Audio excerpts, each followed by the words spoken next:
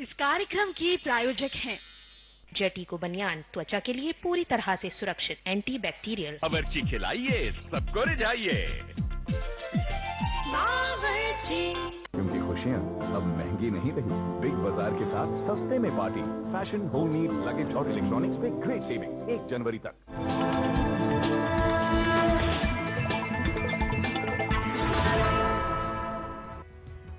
नमस्कार, स्वागत है आपका वास्तुवाणी में। मैं हूं ज्योति और आज हम बात करेंगे वास्तुवाणी में कि आखिर फेंग शुई क्या है, फेंग शुई, क्या है वास्तव में फेंग शुई और ये हमारे वास्तु विज्ञान से किस तरह से जुदा है और कितनी इससे मिलती है। और इस सब पर चर्चा करने के लिए हमारे साथ हमेशा की तरह मौजूद हैं अंतर्राष्ट्रीय ख्याति प्राप्त ज्योतिषविद एवं वास्तुविद सर्वांग जी। सर्वांग जी, बहुत बहुत स्वागत है आपका। नमस्कार दर्शकों। सर्वांग जी, फेंग शुई की आज हम चर्चा करना चाहते हैं क्योंकि फेंग शुई और वास्तु दोनों ही वास्तु से संबंधित दोनों बातें हैं, दोनों अलग अलग विधा हैं। फेंग शुई दूसरे देश का वास्तु है, वास्तुशास्त्र भारत का वास्तु है। फेंग शुई आखिर है क्या?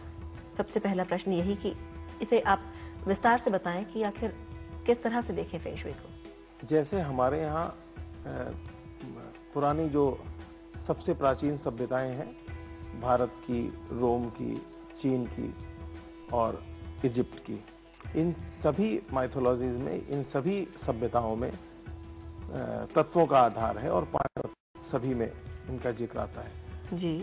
फेंग शुई कोई अलग नहीं है भवन निर्माण की या दिशाओं के आधार पे जो प्रक्रिया भवन में जो ऊर्जा का शुभ और अशुभ प्रभाव जो पड़ता है अलग अलग चीजों के होने से, तो वही फेंग शुई में भी वही बेस है। और फेंग शुई में प्रोडक्टिव साइकिल और डिस्ट्रक्टिव साइकिल तत्वों के एलिमेंट्स के उनके आधार पर उसकी स्टडी करते हैं और किस दिशा में कौन सी चीज होनी चाहिए, कौन सी वस्तु होनी चाहिए, कौन सी दिशा किस तरह के सौभाग्य को लाती है। फेंग शुई में 8 हिस्सों में बांट करके उसे बागुआ बोलते हैं। 8 हिस्सों में वो जीवन के 8 सौभाग्य और एक मध्य क्षेत्र होता है जिसमें सभी चीजें सन्निहित होती हैं। तो इस तरीके से उसमें फेंग शुई में जैसे उसमें एलिमेंट्स में आता है काष्ठ यानी लकड़ी, जल, पृथ्वी, धातु और अग्नि, इस तरह से। और उसमें है कि यानी कि सर्वांग जी, जैसे हमारे यहाँ 5 तत्व हैं, वहाँ भी इन तत्वों को महत्ता दी गई है, उनके यहाँ तत्व अलग है। हाँ। एक और चीज जानना चाहूंगी, हम अक्सर देखते हैं फेंग शुई के तमाम जो पाकुआ या बागुआ मिरर है, उसमें एक सफेद और एक काले रंग का जो गोला है, वो क्या दर्शाता है? उससे किस चीज का प्रतीक है वो और कैसे उसे देखें, क्या उनका यूज है? हाँ, वो ताओ उसको कहते हैं। वो देखिए, जैसे अपने यहाँ प्रकृति और पुरुष की अवधारणा है, मेल और फीमेल एनर्जी की, मदर कॉन्सेप्ट ऑफ गॉड और फादर कॉन्सेप्ट ऑफ गॉड, यानी तो वो उसी का एक प्रतीक है। जो उसका सफेद भाग है उसे यांग बोलते हैं और जो उसका यांग एनर्जी का प्रतीक है यानी मेल एनर्जी, और जो उसका काला भाग है उसमें उसे फीमेल एनर्जी का पार्ट है, उसे यिन बोलते हैं, यिन एनर्जी। तो दोनों जैसे दिन यांग एनर्जी को रिप्रेजेंट करता है, रात यिन एनर्जी को रिप्रेजेंट करती है, इसी तरीके से। यानी जैसे ईश्वर यहाँ पे शिव और शक्ति को माना जाता है, उसी तरह से वहाँ पर यिन और यांग। हाँ, यिन और यांग ऊर्जा 2 तरह की मानी गई है और ये एक दूसरे के अन्योन्याश्रित हैं, पूरक हैं एक दूसरे के। जहाँ पर इसीलिए जो काला वाला भाग है उसके अंतर्गत एक छोटा सफेद भाग दिखाते हैं और जो सफेद भाग है उसमें छोटा सा काला भाग दिखाते हैं। और इसमें प्रोडक्टिव और डिस्ट्रक्टिव साइकिल इस तरह से है कि जैसे जल है, जल से काष्ठ और काष्ठ से अग्नि और अग्नि से पृथ्वी और पृथ्वी से फिर वही साइकिल रिसाइकिल होकर धातु और धातु फिर पिघल करके जल, इस तरह से ये प्रोडक्टिव साइकिल है। इसी तरह से धातु जो है वो लकड़ी को नष्ट करती है, काट देती है। लकड़ी को जो है आग, पानी जो है आग को बुझा देता है। इस तरीके से उसमें एक प्रोडक्टिव और डिस्ट्रक्टिव साइकिल का हिसाब किताब है, जिसको हम लोग प्रयोगात्मक ढंग से किसी एलिमेंट की बहुलता हो उसे कंट्रोलिंग साइकिल में कंट्रोल करने के लिए यूज करते हैं, उसका डिस्ट्रक्टिव साइकिल, या जो डिस्ट्रक्टिव साइकिल जो डिस्ट्रक्टिव चीजें हैं परस्पर, जैसे जहां पर आग है वहां पानी का प्रयोग होना, वो डिस्ट्रक्टिव साइकिल है। तो लेकिन कहीं बहुत ज्यादा आग है तो उसको कंट्रोल के लिए सीमित मात्रा में पानी का प्रयोग किया जा सकता है। इस तरीके से एक उसका आधार है। बिल्कुल। तो दर्शकों, ये आपने जाना है क्या है आखिर फेंग शुई, किस तरह का वास्तुशास्त्र है। चीनी वास्तुशास्त्र फेंग शुई के नाम से जाना जाता है। हमने जाना कि आखिर क्या है यिन और यांग एनर्जी और किस तरीके से इनका प्रयोग होता है, कैसे वहां भी अलग अलग तत्वों को इस फेंग शुई में समाहित किया गया है, कहीं ना कहीं उसी तरीके से जैसे हमारे वास्तुशास्त्र में है। रुकना एक छोटे से ब्रेक के लिए, वापस लौटेंगे तो जानेंगे किस तरह से फेंग शुई वास्तुशास्त्र से अलग है और क्या क्या इसमें समानताएं हैं। एक छोटे से ब्रेक के बाद।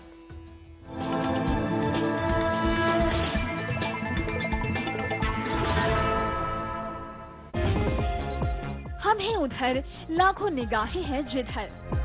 आपकी आउटडोर एडवर्टाइजिंग की हर जरूरत का समाधान। देश के 10 बड़े राज्य sigma trade wing, C165 Faizabad road, Indira Nagar, Lucknow 226016। Phone करें या मेल करें।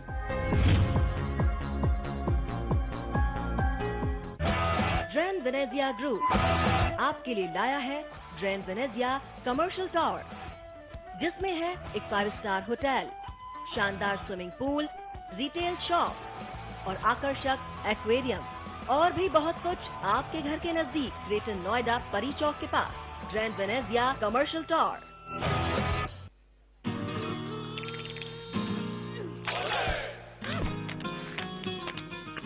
की जान निकाल दी पर सफेदी फिर भी ना आई। अब और नहीं, अपनाइए घड़ी डिटर्जेंट केक। अगर आपको है शिकायत किसी अधिकारी से, किसी कार्यालय से, तो न हो परेशान। जन संदेश है आपके साथ।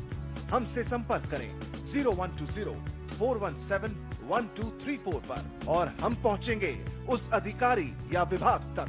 जन संदेश, जो सच वही संदेश। इस कार्यक्रम के प्रायोजक हैं जेटिको बनियान, त्वचा के लिए पूरी तरह से सुरक्षित, एंटी बैक्टीरियल। बावर्ची खिलाइए, सबको रिझाइए। क्योंकि खुशियाँ अब महंगी नहीं रही। बिग बाजार के साथ सस्ते में party. Fashion, home need, luggage और इलेक्ट्रॉनिक्स पे ग्रेट सेविंग 1 जनवरी तक।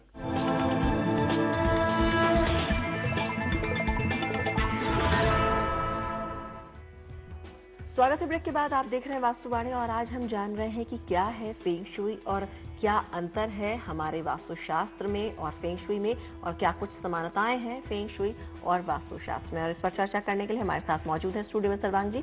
सर्वांग जी, ये तो हमने जाना कि फेंग शुई क्या है, चाइनीज वास्तुशास्त्र है ये, और इस विधा की अब समानताएं क्या हैं हमारे वास्तुशास्त्र में और क्या विभिन्नताएं हैं, ये हम जानना चाहेंगे। जिस तरह से हमारे वास्तुशास्त्र में तमाम दिशाओं को आप अक्सर बताते हैं कि कितना महत्व है हर दिशा का देवता अलग है, हर दिशा का उसके प्रभाव अलग हैं, हर एक के लिए वो अलग अलग है। क्या इस तरह से फेंग शुई में भी दिशाओं का अलग अलग जो महत्व है किस तरह से है और वो क्या क्या रिप्रेजेंट करती है?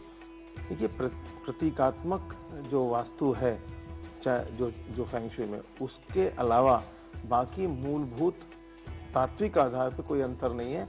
हम लोगों को अंतर लगता है क्योंकि उनके एलिमेंट्स में हम लकड़ी यानी कास्ट की चर्चा करते हैं, धातु की चर्चा करते हैं जो अपने यहाँ नजर नहीं आती।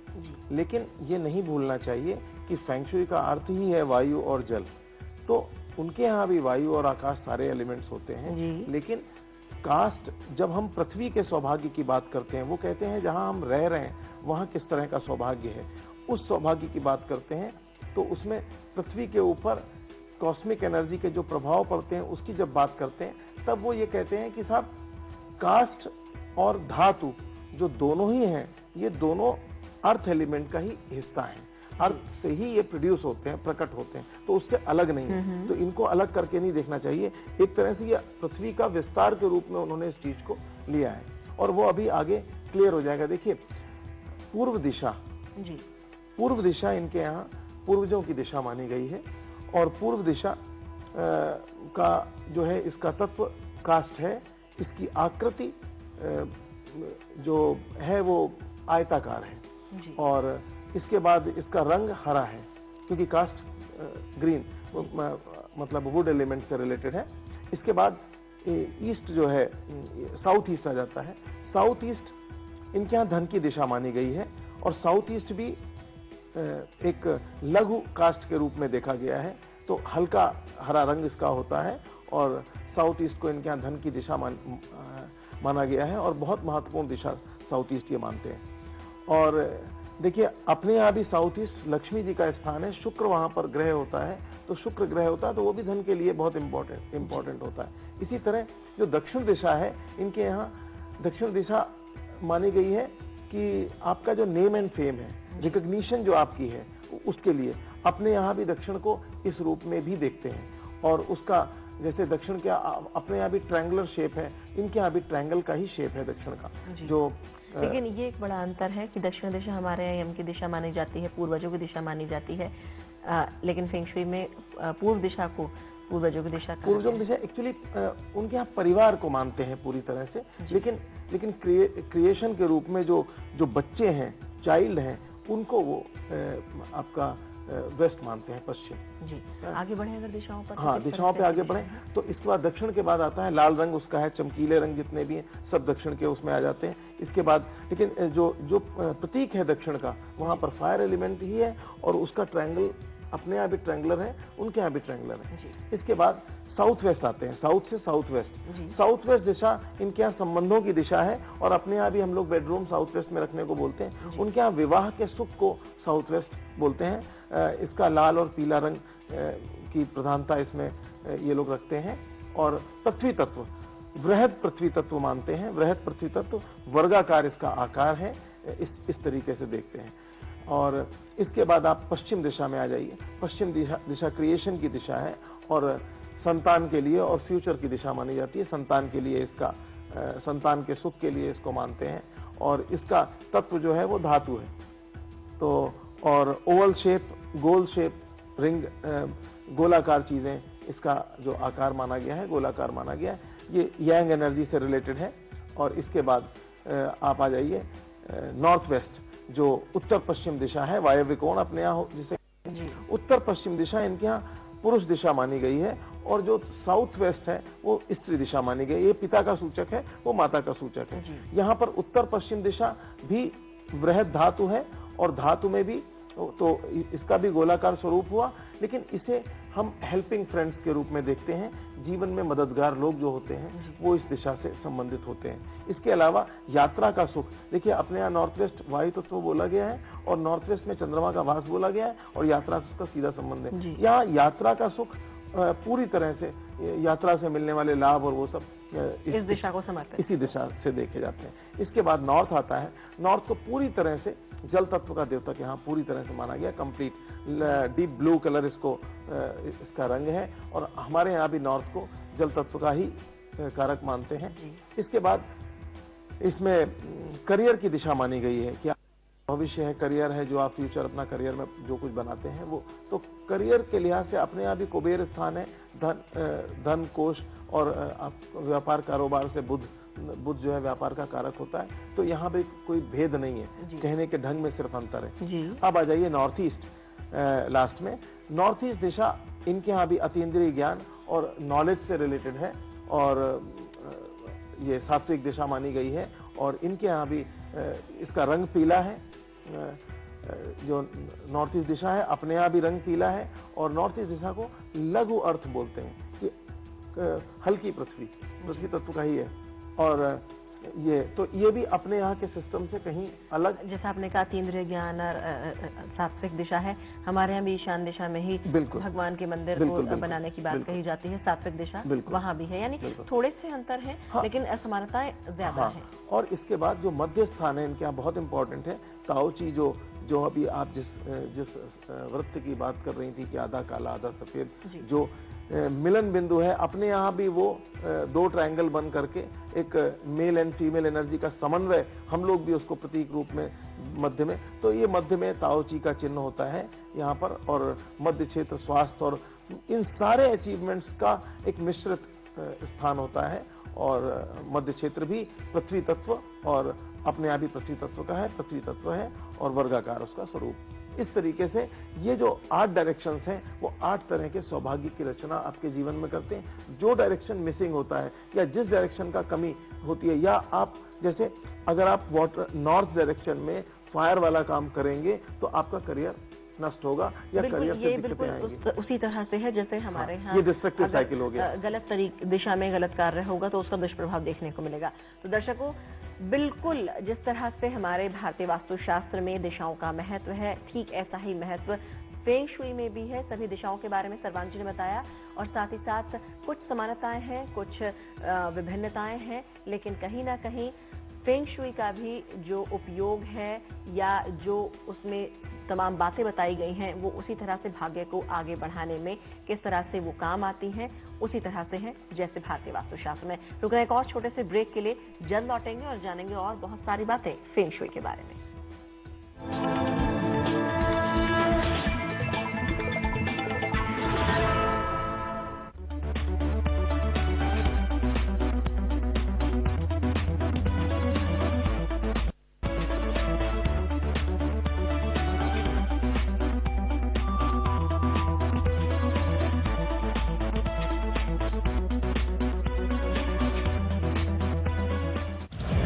खबरों की रफ्तार में छूट जाता है कुछ, लेकिन हर वक्त कहीं बार तो कहीं बारूद, 7 समंदर पार या 7 आसमान ऊपर, घने जंगलों में या शहरों में, हर पल है विशेष।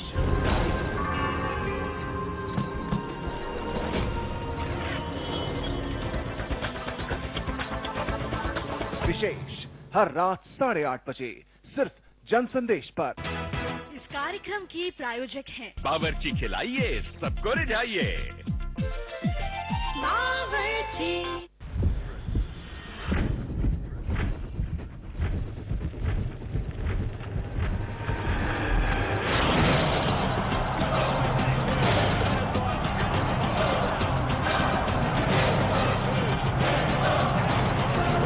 There it is, a win for the Asians.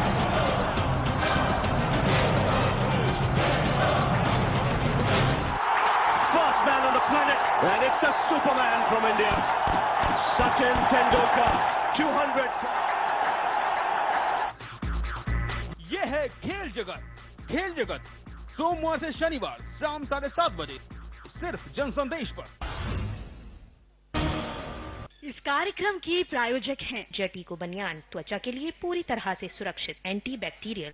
अगर आपको है शिकायत किसी अधिकारी से, किसी कार्यालय से, तो न हो परेशान। जन संदेश है आपके साथ।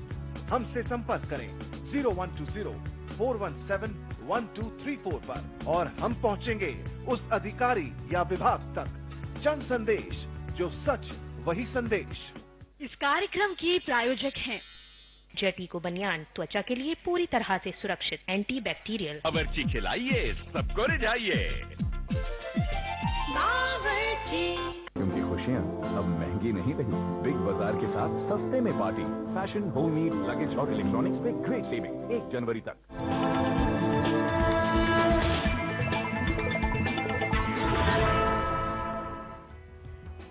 स्वागत है ब्रेक के बाद। आप देख रहे हैं वास्तुवाणी और आज हम बात कर रहे हैं फेंग शुई पर कि किस तरह से फेंग शुई वास्तुशास्त्र से अलग है और क्या कुछ समानताएं वास्तुशास्त्र और फेंग शुई में है। बात कर रहे हैं हम सर्वांग जी से, तमाम जानकारियां ले रहे हैं। सर्वांग जी, ये तो आपने बताया किस तरह से सिमिलैरिटी देखी जाती है फेंग शुई में और किस तरह से भारतीय वास्तुशास्त्र और इसमें कुछ विभिन्नताएं भी हैं, लेकिन देखा जाए तो समानताएं ज्यादा हैं, विभिन्नताएं कुछ कम है।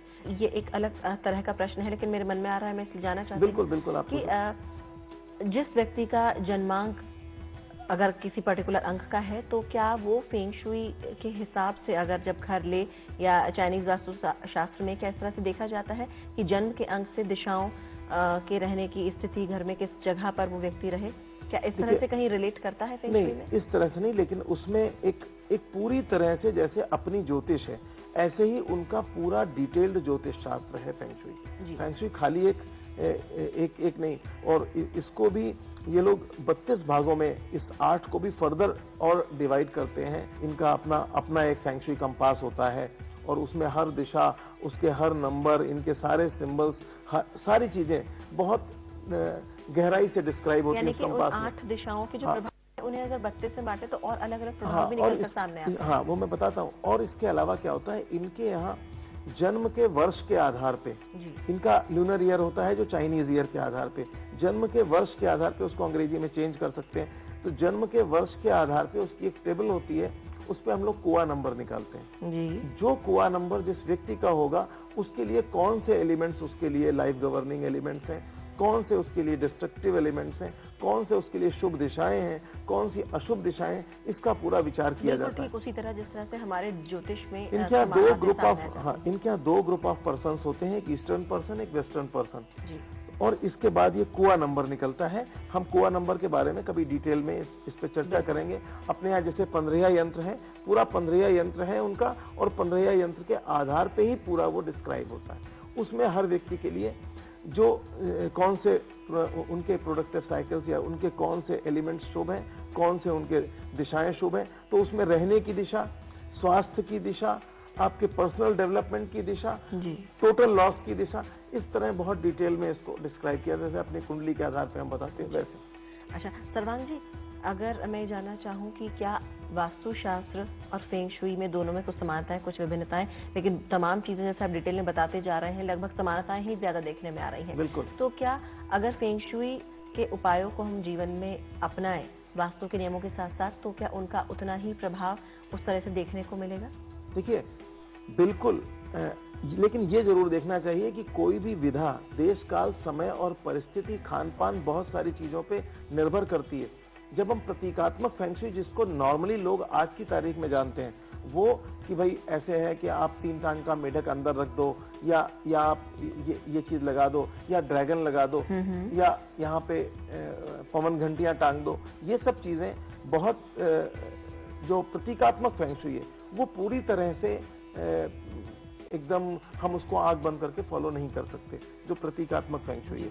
क्योंकि जो ड्रैगन जैसे आप लगा रहे, क्योंकि ये आपके सबकॉन्शियस से रिलेटेड होती है, तो इसमें बिल्कुल, लेकिन जो मूल गहरा गुनने की और जानने की जरूरत जो मूल फेंग शुई है, वो बिल्कुल आप उसका लाभ, और जो वे कहते हैं ना, सार को गई रहे छोटा दे उड़ाए, अपने उसमें मैं एक बहुत छोटा सा एक जिक्र करना चाहूंगा। देखिए हमारे यहाँ कलश की जो स्थापना होती है, उसमें हम 5 पल्लव डालते हैं, आम, पाकर, बरगद, गूलर और पीपल, ये 5 पंच पल्लव बोलते हैं। ये वुड एलिमेंट ही तो है। फिर हम तांबे का कलश यूज करते हैं, उसमें भी हम त्रिधातु डालते हैं, सोना, चांदी, तांबा डालते हैं, रत्न डालते हैं, इनके यहाँ भी मेटल पेबल्स डालते हैं, जो है क्रिस्टल बॉल्स डालते हैं, तो आप उसके अंदर भी नवरत्नी डालते हैं। तो वही सारी चीजें हैं। धातु तत्व अपने आप आ जाता है, वुड एलिमेंट आ जाता है, वाटर एलिमेंट के रूप में आप गंगा जल उसमें रखते हो, तो सारी चीजें वही हैं। एयर के लिए आप तो नेक लेवल कहते हो, कंठ पर्यंत जल होना चाहिए, तो वहां पे एयर चाहिए, तो आकाश के लिए भी जगह चाहिए, तो वही सारे तत्व, वही सारी चीजें,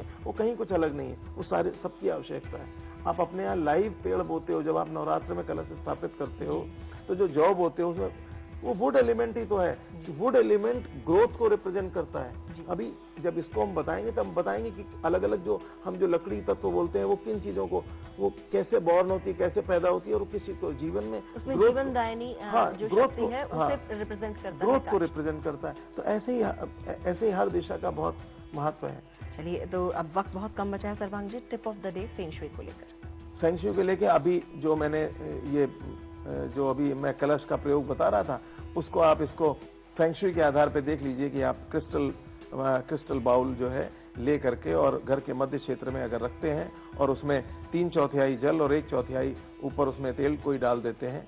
इसके बाद उसके ऊपर कुछ अंदर मेटल पेबल्स और कुछ क्रिस्टल बॉल्स डालते हैं, उसमें गुलाब की पंखुड़ियां डाल दीजिए, और एक दीपक, उसमें जो फ्लोटिंग कैंडल आती है वो आप जला दीजिए। तो ये एक तरह से 5 तत्व इसमें जो फेंग शुई के हैं वो सारे आ जाते हैं। तो ये एक तात्विक बैलेंस है, और ये मध्य क्षेत्र में लगाने से और लगातार ये भी जलता रहता है तो सुंदर तो लगता ही है, लेकिन ये पूरे घर को एनर्जाइज कर देता है, और पूरे घर के जितने भी, जहाँ अगर घर में अग्नि तत्व की कमी है तो वहाँ अग्नि तत्व आ गया, तो सारी चीजें उस समन्वय का और बैलेंस का सूचक है, और घर में बहुत ज्यादा पॉजिटिव एनर्जी लाता है। तो इसको आप प्रयोग कर सकते हैं। जी, तो दर्शकों, जाना आपने किस तरह से फेंग शुई और वास्तु शास्त्र में समानताएं ज्यादा हैं, विभिन्नताएं बेहद कम हैं। बस देश काल और परिस्थिति को लेकर थोड़े से अंतर हैं, लेकिन कहीं ना कहीं गूढ़ रूप में अगर देखें तो सब कुछ समान है। और टिप ऑफ द डे में आपने जाना है किस तरह से फेंग शुई के इस टिप ऑफ द डे का आप उपयोग अगर करेंगे तो अपने घर में सभी एनर्जीज को आप बैलेंस कर सकेंगे।